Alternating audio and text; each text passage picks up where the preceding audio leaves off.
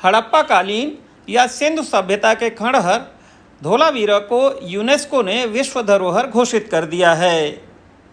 आज जानेंगे कि धोलावीरा का क्या महत्व है, इसकी क्या विशेषताएं हैं जिसकी वजह से इसको विश्व धरोहर घोषित किया गया है। नमस्कार जी, संयुक्त नमस्कार। राष्ट्र संस्था यूनेस्को ने 2 दिन पहले धोलावीरा जो गुजरात में है वहां को एक अंतर्राष्ट्रीय धरोहर उसको डिक्लेयर किया है।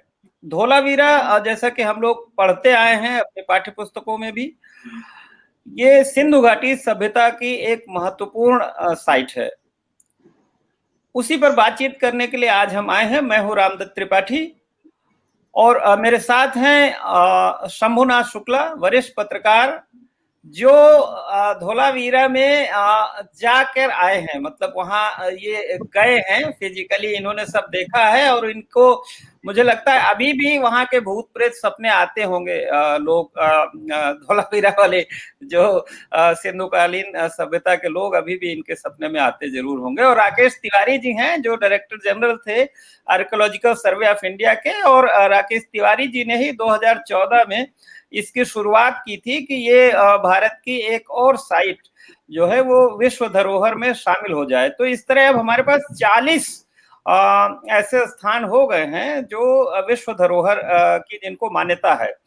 और जहां तक पुरातत्व के लोगों का सवाल है, मुझे तो लगता है कि आपके लिए तो तिवारी जी ताजमहल और धौलावीरा एक ही जैसे होंगे, एक ही श्रेणी में। एक श्रेणी में ख्याति के अनुसार तो हो सकते हैं, महत्व के अनुसार, लेकिन कालक्रम के अनुसार वो बहुत दूर दूर है। हाँ, नहीं वो तो ये मध्यकाल का है और वो कहाँ 5000 साल से 4000 साल के बीच का है। जी, तो दोनों में बहुत बड़ा अंतर है। और उस पॉइंट ऑफ व्यू से देखें तो ये ताजमहल से 20 पड़ेगा, 19-18 नहीं। 20 पड़ेगा शुक्ला जी? ये शुक्ला जी बताइए, 20 पड़ेगा कि 19?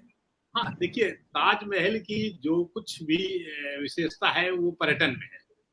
एक प्रेम की निशानी है, लोग देखने आते हैं और ये लगभग सर्वज्ञात है कि वो जब बना है 17वीं शताब्दी का बना हुआ एक मॉन्यूमेंट है, शाहजहां ने बनवाया था, बाकी उसमें ज्यादा नहीं।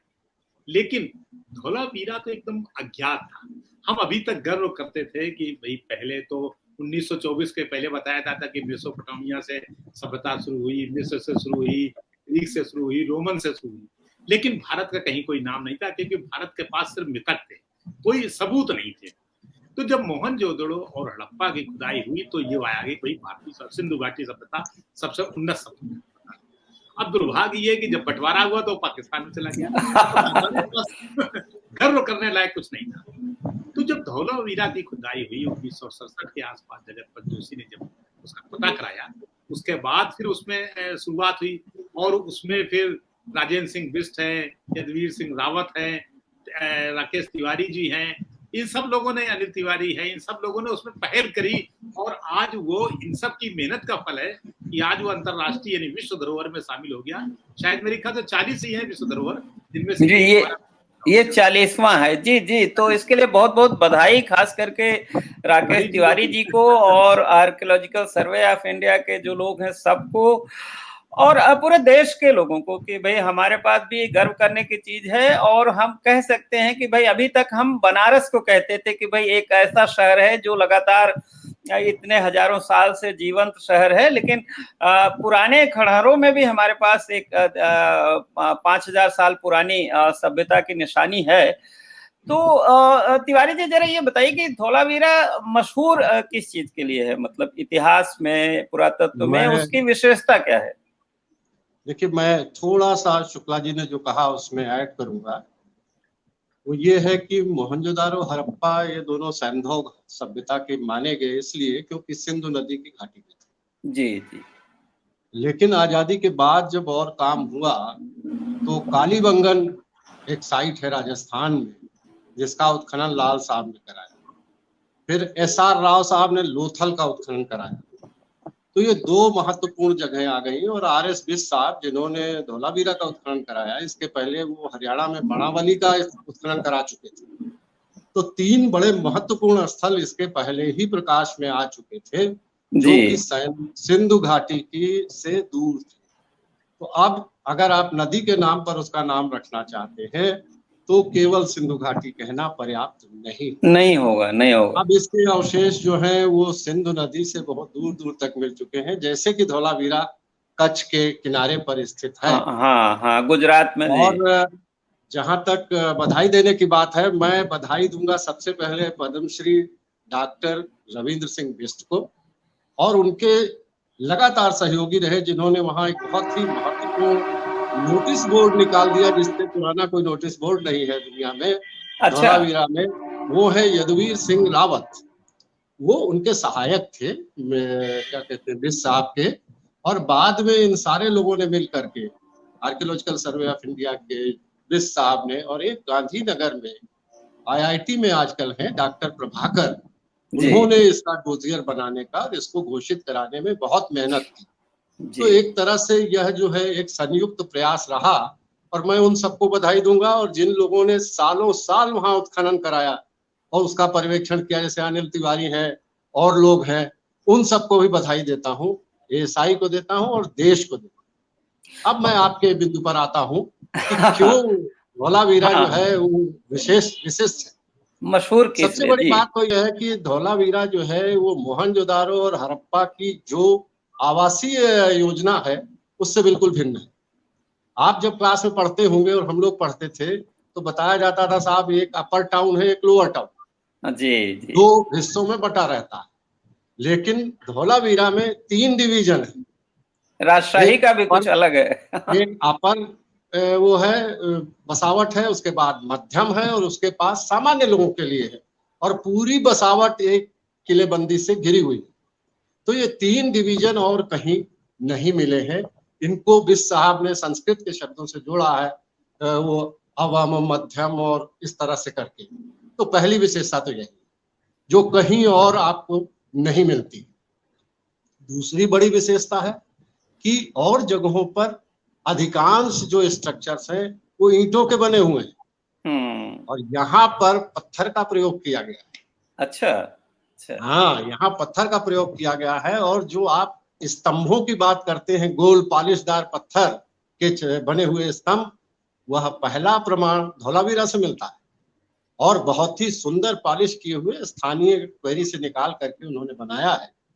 और अभी जिस बात की हमने जिक्र की, वह भी एक बड़ी भारी विशेषता है कि वहां पर एक नोटिस बोर्ड मिला है किले के उस पर दरवाजे के पास में, जो कि अब वहां संरक्षा की दृष्टि से दबा दिया गया है, लेकिन उसका लेख मिलता है। ऐसा बड़ा नोटिस बोर्ड दुनिया में उस पीरियड का कहीं और से उपलब्ध नहीं है।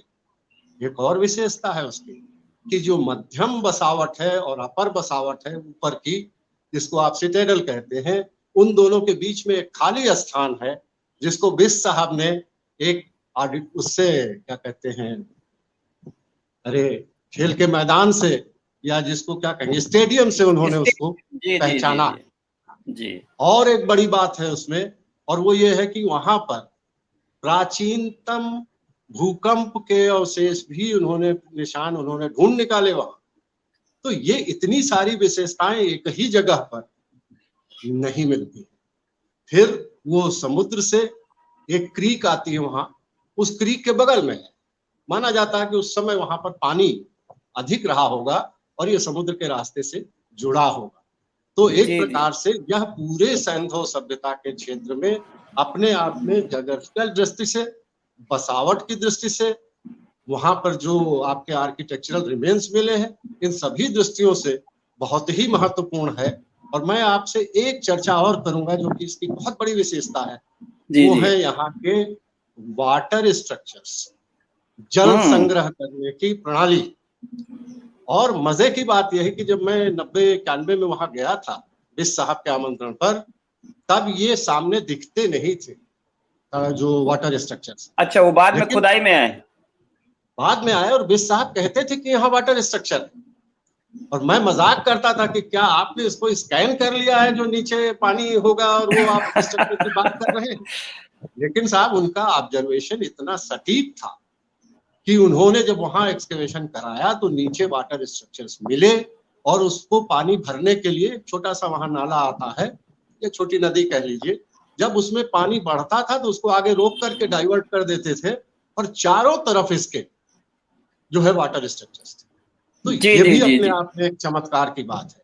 इसके अतिरिक्त किले के ऊपर भी पानी के संग्रह की बड़ी अच्छी व्यवस्था थी और उसमें नालियां बनाई गई थी। तो इसके अतिरिक्त जब आप वहां जाएंगे, शंभुनाथ जी गए हैं, तो जो प्रकृति को सराह सकता है, जो अपनी विरासत को सराह सकता है, वह उसके महत्व को जाते ही देखते ही स्तब्ध रह जाएगा कि इतना बड़ा स्ट्रक्चर, इतना महत्वपूर्ण। तो जरा मैं शुक्ला जी से मैं बीच में जरा पूछ लूं। शुक्ला जी, थोड़ा सा हमें बताएंगे कि वो कितना बड़ा एरिया है और किस तरह के खंडहर वहां दिखते हैं, इमारतें जो अब निकली हैं। देखिए, अभी तक जो उत्खनन हुआ है वो शायद 60 एकड़ में फैला हुआ है, लेकिन जो प्रोटेक्टेड एरिया है वो 250 एकड़ का है।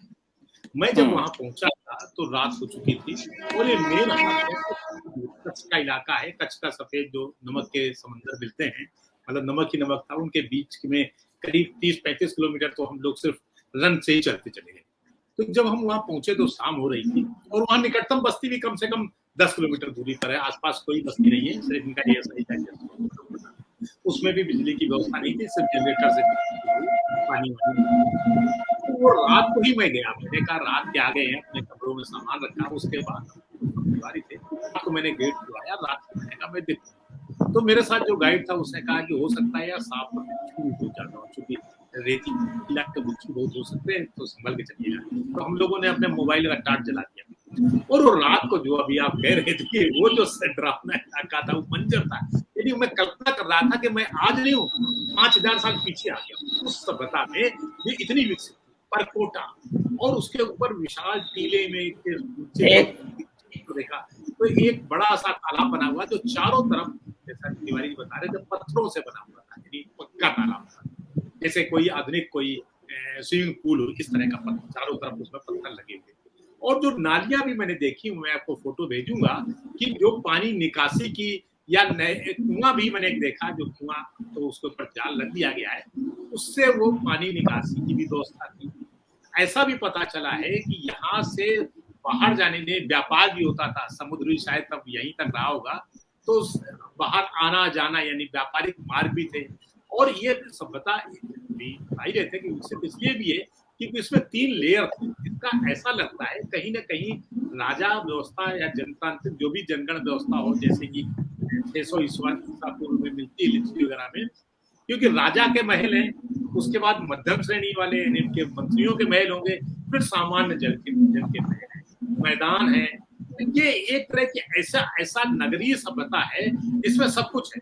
भाई एक नगर में क्या होना है? जी, मैं यही सवाल जरा राकेश तिवारी जी से पूछता हूँ। मैं राकेश जी, इसके बारे में मैंने इसको मेट्रोपोलिस की संज्ञा दी जा रही कि जैसे कोई बड़ा मतलब ऑर्गेनाइज सिटी, तो इसमें सारे लक्षण हैं मेट्रोपोलिस। ऑर्गेनाइज सिटी तो दिखाई ही दे रहा है। इतने 3 डिवीजन किसी नगर के उस काल में, जबकि वो 5000 से 4000 साल के बीच का है, यह अपने आप में उसे एक बड़ा नगर तो सिद्ध करता है सीधे सीधे।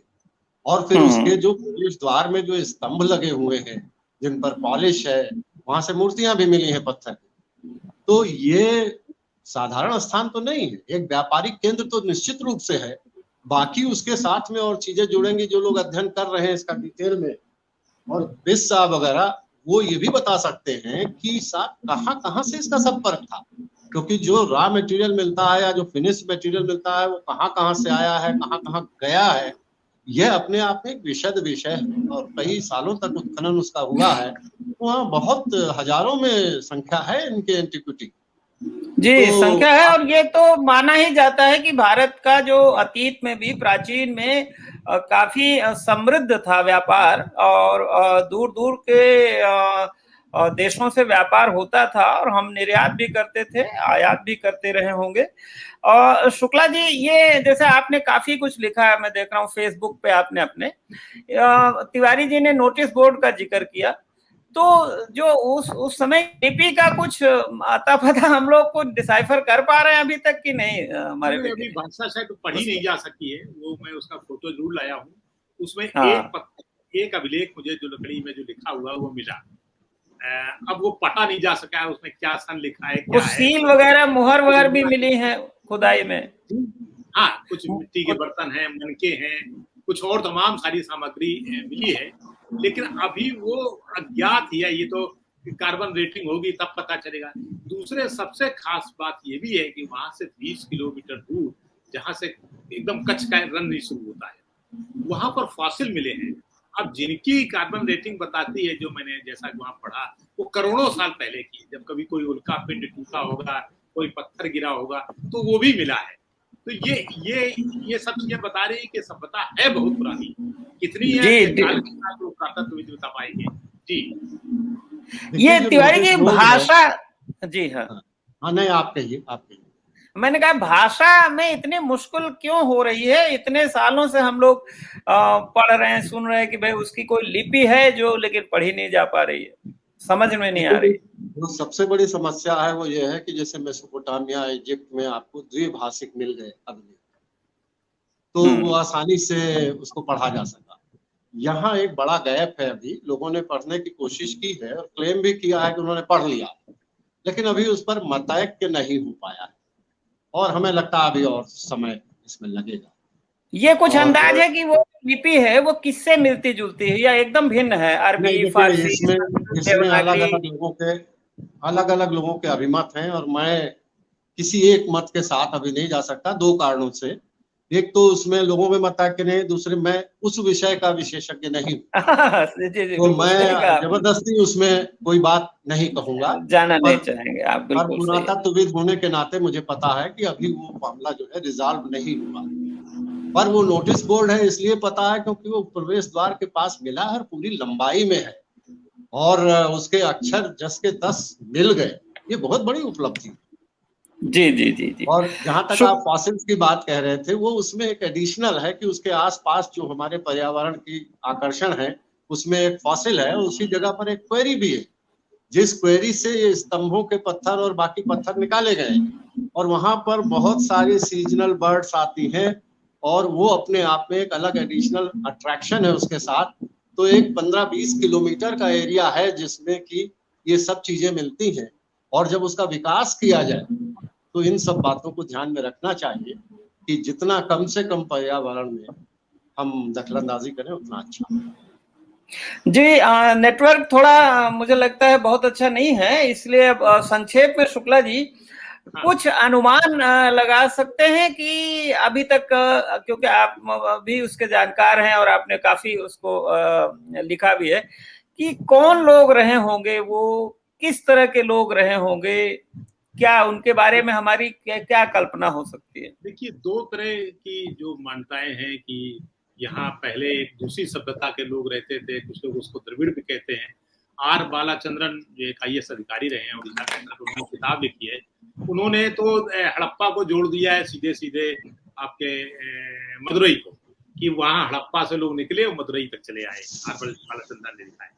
लेकिन जो एक मान्यता ये भी है कि शायद एक ही सभ्यताएं वहीं से डेवलप हुई हैं, और वो कोई बाहरी यहाँ कोई नहीं आया, यही लोग विकसित होते रहे, नष्ट होते रहे।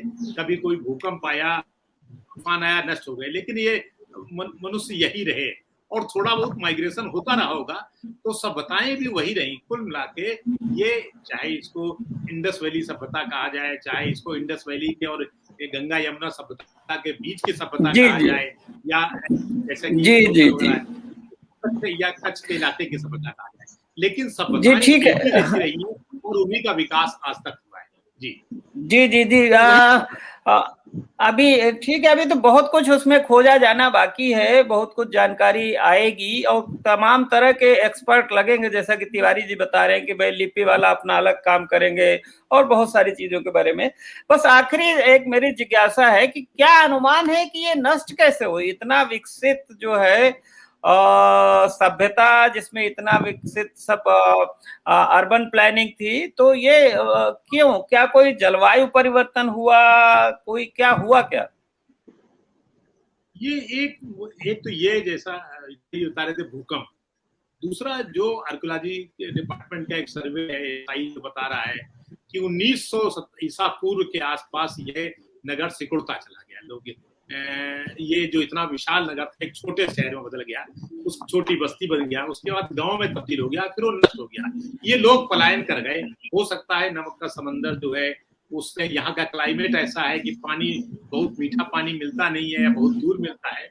जब पानी नहीं होता तो कोई भी सभ्यता फिर या कोई भी जो शहरवासी है शहर छोड़ देते हैं, जैसा कि आजकल जी जी। तो शायद राकेश जी, आपका क्या अनुमान है, या जो आपके सहयोगी हैं इतिहासकार या पुरातत्व के लोग, वो क्या अनुमान लगाते हैं कि ये कैसे नष्ट हुई या कैसे जमींदोज हो गया? देखिए, जो शुक्ला जी कह रहे हैं मोटे तौर पर वही बात है। 1900 ईसा पूर्व के आसपास या 2000 ईसा पूर्व के आसपास एक ग्लोबल ड्राई फेज आया है, सूखा पड़ा है, और वो सूखा बहुत गंभीर रूप से पड़ा, जिसकी वजह से यहाँ से लेकर के इजिप्ट तक इसका प्रभाव पड़ा, और ये वेल नोन है, ग्लोबल फेनोमेना ही है। तो ज्यादा संभावना इस बात की है कि जब ड्राई फेज आया तो पानी की कमी हुई, चरागाहों की कमी हुई, और उसके साथ साथ में कुछ भू वैज्ञानिक चेंज भी हुए, जैसे टेक्टोनिक्स आए, जैसे कि वहाँ भूकंप का प्रमाण मिल भी रहा है, तो उन्होंने भी वहाँ की जो भू परिस्थिति है उसको परिवर्तित किया, और इस वजह से फिर उनका व्यापार कम हो गया, उनका जो ऑर्गेनाइजेशन है वो कम हो गया। तो कई चीजों को मिला करके दुनिया में लोग इस बात को कहते हैं, लेकिन ये बात पक्की है कि सिंधु सभ्यता जो है 2000 ईसा पूर्व के आसपास अपने उस स्वरूप में नहीं रही, और उसमें परिवर्तन हुए, और फिर कुछ लोग गए होंगे, कुछ आसपास के गांव में गए होंगे, क्योंकि कंटिन्यूटी तो दिखती है अगल बगल, पर डेफिनेटली जब इतना बड़े केंद्र का पराभव होगा तो कहीं ना कहीं दर दर करेंगे।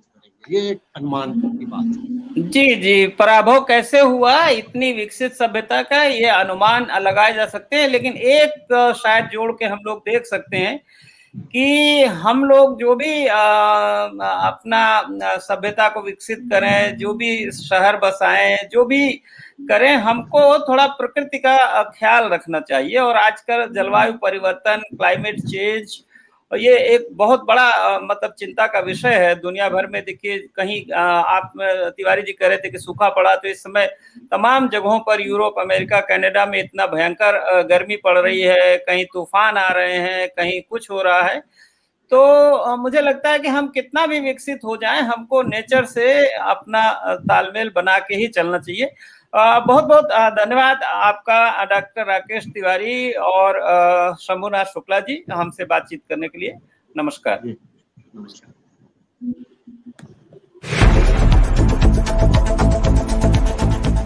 सुनने के लिए शुक्रिया। पसंद आया हो तो कृपया लाइक करें और मित्रों से शेयर भी करें।